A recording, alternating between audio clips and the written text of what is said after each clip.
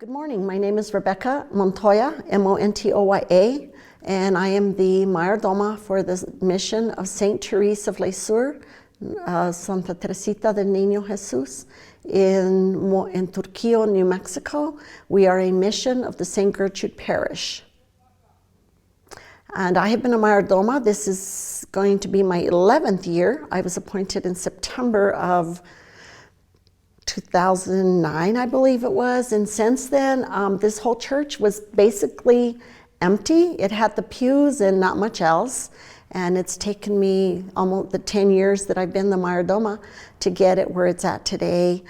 We started off in 2010 by doing the interior of the mud plastering, which was a great project. It was done with the help of my brother, Manuel Montoya, who we had 3 trucks, one with sand, one with water, one with dirt, and everybody else we just tapped our friends between mine and Manuel's, and we did the interior of mud plastering of the church, which is what it needed first. After that, the floors were totally gray in concrete, so I contacted a company in Albuquerque, and we got the stained, and then I came up with the idea of the turquoise, and everybody told me, "Are you crazy? Turquoise for a church? It's like they do blue, mauve," and I said, "No, turquoise." So it was pretty amazing that I asked her, St. Therese, I said, "Listen here, a girlfriend," I said, if I do turquoise in your church, everybody's going to think I'm crazy, so you need to give me a sign of approval. And it was really strange. My cousin came from Denver that weekend, and long story short, but she gave me this ring, and she wanted to thank me for my hospitality at my home, because they're always staying with me. And that night I went to bed and I went to take the ring off.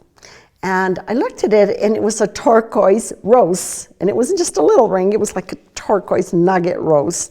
And so I went with that. And that's why you have turquoise in the church.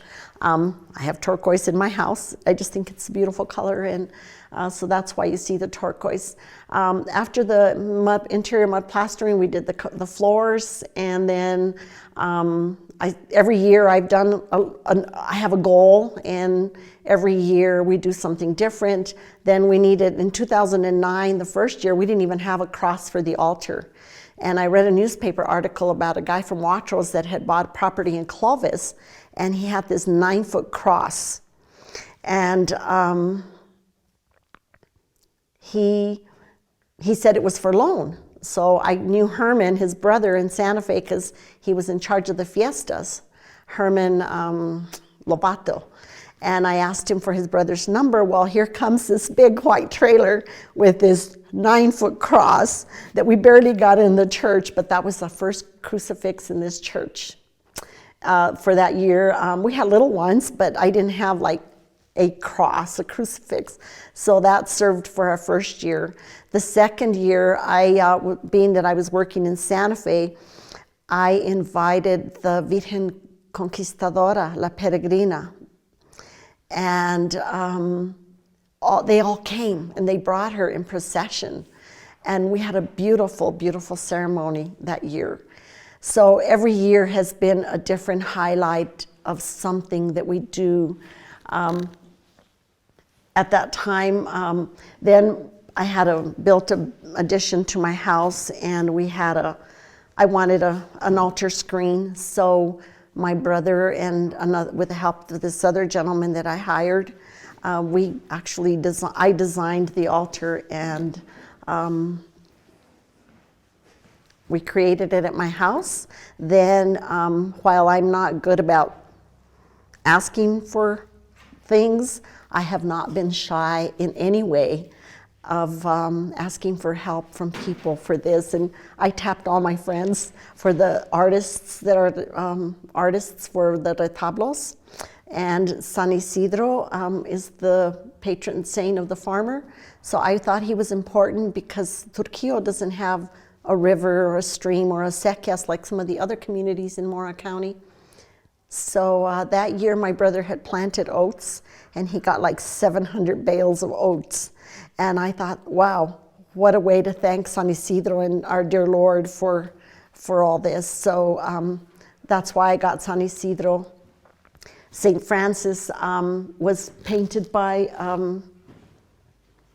Cruz Flores, a dear friend of mine from Las Vegas, who's a santero, who goes to the Spanish market, and so he did that one. And then Freddy Olivas, a local artist who actually was my first mayordomo with me the first couple of years, and the gentleman who did the, if you'll see the sides of the door, the stuff that's made with plaster, that was done by Freddy Olivas. And he and I were mayordomos the first couple of years. And then the St. Christopher, also because my brother had been so helpful to me throughout this whole project, and he had worked for the railroad for 30-some years, and he had to travel to Garden City, Kansas, to Colorado, to Texas, everywhere. And his patron saint was St. Christopher, and I said, well, he's one helping me, so I'm gonna. And one of the ladies, June Lopez from Las Vegas, was here to help us with the mud plastering of the church at that time. And June Lopez said, oh, I love roses. And my mom loves St. Therese. And I said, oh, really? And she said, yeah, I'm always painting roses for her. So guess what? I said, I have the project just for you. I said, I need something. I had painted the pink and the yellow because of the roses on St. Therese. I painted pink and yellow, but I needed something to bring the pink and the yellow together. So that's why we came up with the roses between the pink and the yellow. And everything's been evolved into what it is. I was sitting with my other friend in Santa Fe, and I had a mirror hanging by my door, and the mirror had tin. She was talking and talking to me. Good morning, Prim. How are you? And I said, do you know anybody that does tin work? And she says, why? I said, look at that mirror. If I could put the Stations of the Cross from the church into that mirror, it would be perfect. So guess what? Now we have tin around the church on the Stations of the Cross. So everything has been a process. Every year has been something. I always have a goal for that year. Last year I had our local artist, oh, I forgot. I'm sorry, going back. I didn't have, I had one missing empty hole on the altar screen.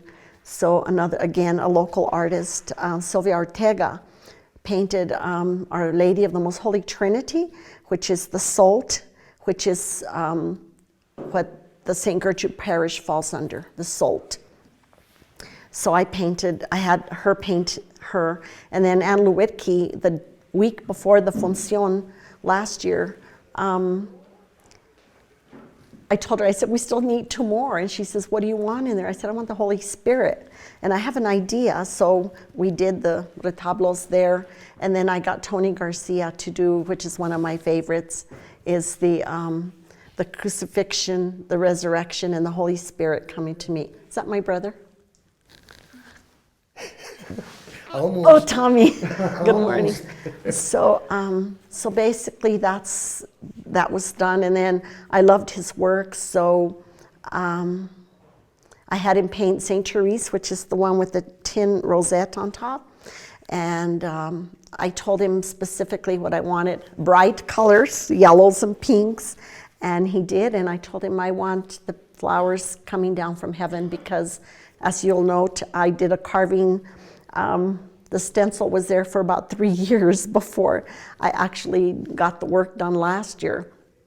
So that says, I will spend my heaven doing good upon earth. Those are her words.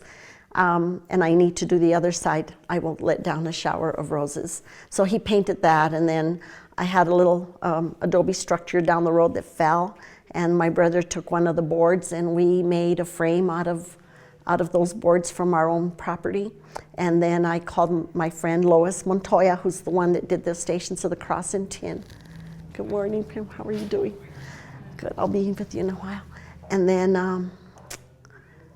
I asked him, I said, but I don't want you to do it for me. I want to do it myself. But I need your expertise and your guidance. So he did, and we made the rosette for St. Therese. So everything has happened. So the next thing, last year we did a concrete pad because we didn't have a place to put our food for the Funcion, and it was just a real challenge to serve food during our Funcion. So I added a concrete slab. And I said, well, we're going to put a concrete slab. We might as well build a porch. So we added the porch, and it's a good protection for the church because the water's not, the snow's not melting and dripping into the foundation. So that has been pretty much it. The crucifix, I went looking for our own cross, and if you'll notice on the side of the church, there's a cross on that window. That's the cross that Jesus came on, and I bought him in Santa Fe. And I took him home in my garage one year. It was winter time, and I cleaned him up, and Freddie Olivas helped me, and he guided me, and I painted the thorns on his head, and I painted the shroud, and he helped me clean it up, and then Mike and Ann took the cross home last year, right before the Función, and they cleaned it up and fixed it. So it's been a work of progress between a lot of people. I have had great support. I have had a cousin from San Diego who came here, and he gave me the first $200, and I bought the chairs with that money. I went home, took a serape from my garage, had him reupholster it. When he died, in lieu of flowers, he requested that contributions be made to St. Therese in his memory. So that's how I've been able to financially do that. So let's talk more about the more recent, not this past 2017, but 2016.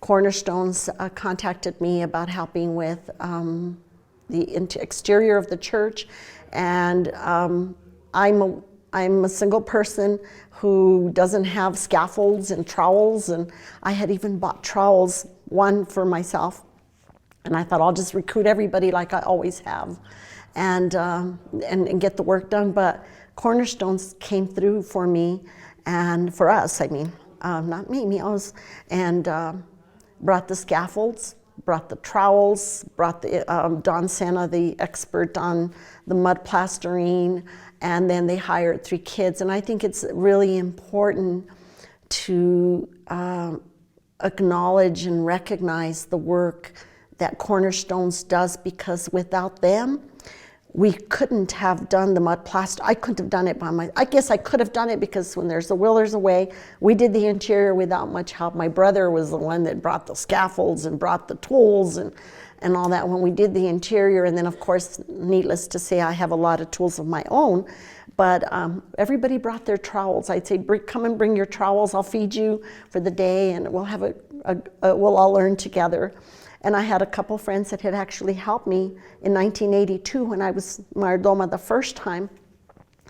And I consulted with Antonio Medina, who's a local elder person that has always been instrumental in helping with churches, with this church anyway. And he kind of gave me the mixla, how much sand to how much dirt to how much straw. So he and I would make the mixers out there, and then somebody else hauling the, so he came to help as well. And then now we had Don Sena with the mix, without the mixer, the scaffolding, the trowels, and then the best part of what Cornerstones does is to train the people that to do the work. Hopefully these kids will learn the process and someday go back to their grandparents or even come back to this church and say, well, my aunt Rebecca started it, but we need to keep it up the same way I did. I inherited this project from God, first of all, but more from, it means a lot to me because my grandparents lived up the road. We grew up here. My mom made her first Holy Communion here April 12th of 1934. So it means a lot. My grandparents, my parents, my grandparents, my uncles, my aunts, my great-grandma, Josefita Cisneros, is buried here. So to me, it's important to preserve that and to preserve this church. And without the help of Cornerstones, we couldn't have done it. I could have done it. Let me correct myself. I could have done it because somebody would have helped me. Like everything else has happened here, I've always had help in some way or another. But without, at that point, I have tapped my brother for 8 years by then, you know, and I'm like, he's done his trucks, his trailers, and everything. So having Cornerstones come to help and rescue me on that year was amazing.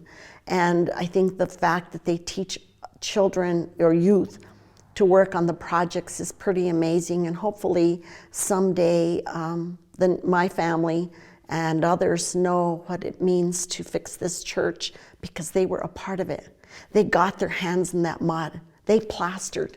So that has to, when you, as a youth, when your hands are into something, it means something to you.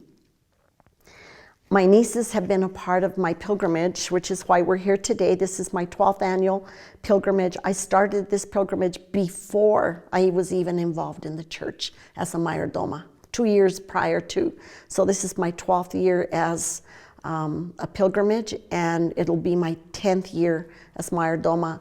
But I think and so throughout the years, and I think there's a lot more work that needs to be done. I'm now the contact person for Cornerstones in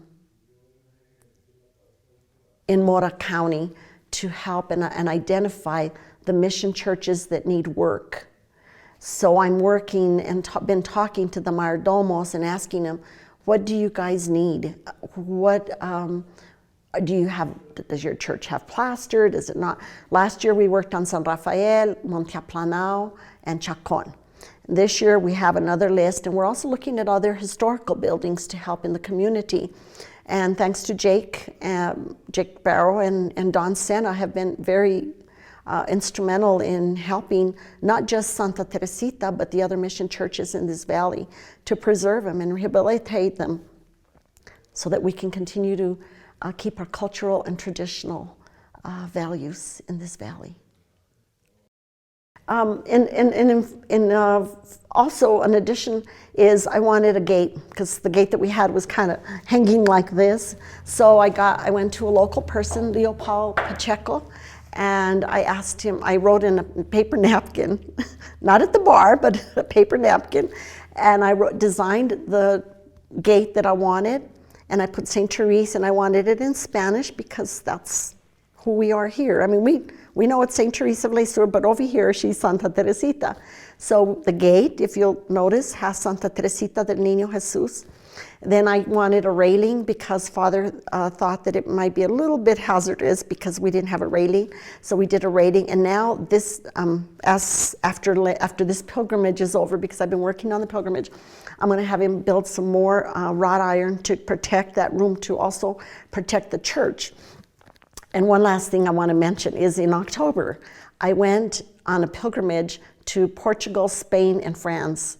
And the reason I went on that pilgrimage is I wanted to see where St. Therese came from, her convent, where she lived, what she did. And not that I don't know the whole story about her, but I just wanted to walk myself there. So I did. I signed up and I went on my own time, and I went on the pilgrimage.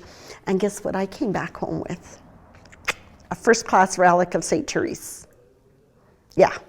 So now my next challenge, other than replacing the doors, which really need to be replaced, and that's my next project, see if I have enough funding for that and for the wrought iron, because I don't know that I do, and the steeple needs work. But going back to the relic, so that altar on the side there was basically here instead of what we have now, and it was this huge thing across the whole altar.